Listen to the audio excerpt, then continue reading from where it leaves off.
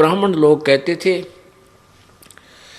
प्रभु की भक्ति करने का अधिकार, सदग्रंथों को पढ़ने का अधिकार केवल उच्च जाति वाले को ही होता है, और वो ब्राह्मण है। बाकी तीन वर्ण अपना अपना कार्य करते रहो।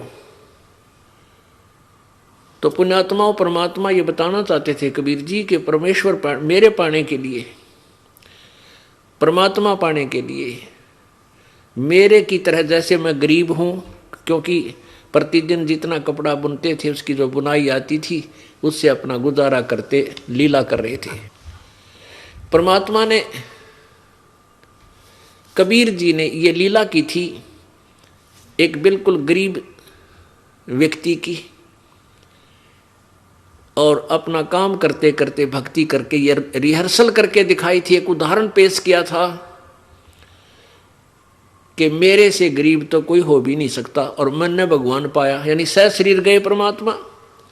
अब आम व्यक्ति तो यही, भगवान तो नहीं मान रहे थे वो लोग, लेकिन इतना अवश्य मानते थे कि कबीर जी की भक्ति श्रेष्ठ है, क्योंकि वो सह शरीर चले गए।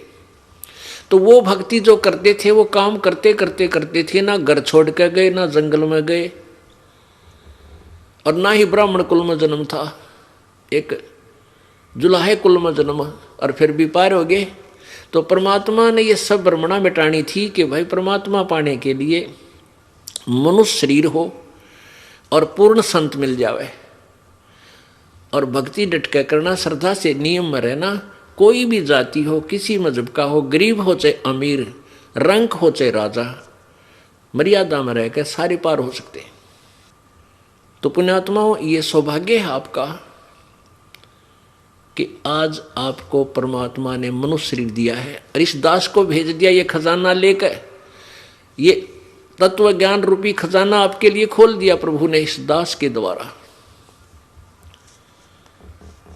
आपके पुण्यों का कोई वर्णन नहीं कर सकते, कितनी अच्छी किस्मत आप लोगों की, जो मनुष्य शरीर प्राप्त है इव कलयुग के इस बिछड़ी पीढ़ी में, और उससे भी भाग्यवान जो है, जो इस परमात्मा की शरण में आ चुके हैं। जो जितना देरी से आएगा उतना रोया करेगा बैठ के, उस बीते हुए समय को रोया करेगा बैठ के वो पात्मा। हे भगवान, पहले क्यों नहीं मिले? हे परमात्मा, ये बर्बाद हो गया मेरा जीवन। अब हम ये दास देख रहा है, कोई 20 वर्ष से, कोई 30 वर्ष से, कोई 40 वर्ष से अन्य पंथों के पास अपना जीवन बर्बाद करके अब आते हैं, ये ज्ञान सुनते हैं, अमृत वर्षा सुनते हैं, आंखों से आंसू नहीं सूखते उन बहन भाइयों के, और रोते हैं अपनी किस्मत को। हमारा दुर्भाग्य था कि कहाँ फंस गए थे जाके, शुक्र है काल के जाल से निकल आए, वो तो काल के दूत है। कोई साधना नहीं, कोई ज्ञान नहीं, कोई सच्चा उनके पास नाम नहीं, किसी को नाम देने का, वो सच्चा नाम देने का अधिकार नहीं। सच्चा नाम में कोई ना उनके पास अधिकार, तो बात की बात है। तो इस प्रकार ये तत्व ज्ञान के आधार से पूरा विश्व एक बार पूर्ण रूप से मानव बनेगा। अब मानव नहीं है, मनुष्य के शरीर में कर्म सारे उल्टे किए जा रहे हैं। शराब पीवे, मांस खावे, अरे हुक्का पाड़े, ताश खेलें, जुआ खेलें, रिश्वत लुटें, माड़ी सी बात के ऊपर लट्ठम लट्टा भुंडे बोले, बहन बेटियां भुंडी तकें, शराब पी के गली में खड़ा होकर नंगे नाचे।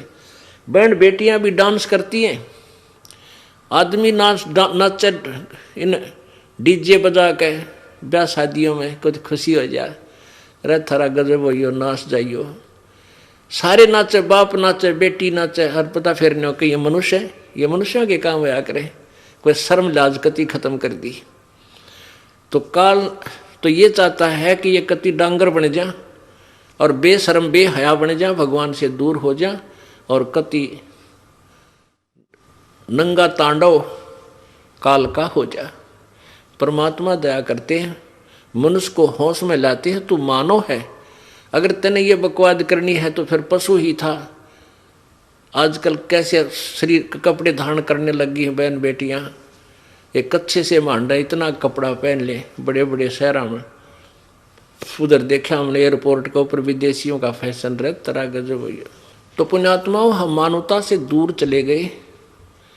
अब परमात्मा हमें मानव बनावेगा। इस ज्ञान से हम मानव बनेंगे और फिर देवता बनाएंगे, अच्छी आत्मा बनकर सतलोक चले जाएंगे भक्ति की कमाई से। और कमाई इतनी हो जाएगी आपकी, ये तरीका ऐसा है, ये विधि ऐसी है कि आपकी कमाई ढेर लग जाएगा भक्ति का, इतनी हो जाएगी बहुत गणी थोड़े ही समय में। और आपने इस काल का ऋण उतारना है, उस ऋण से मुक्त होकर ही आप सतलोक जा सकते।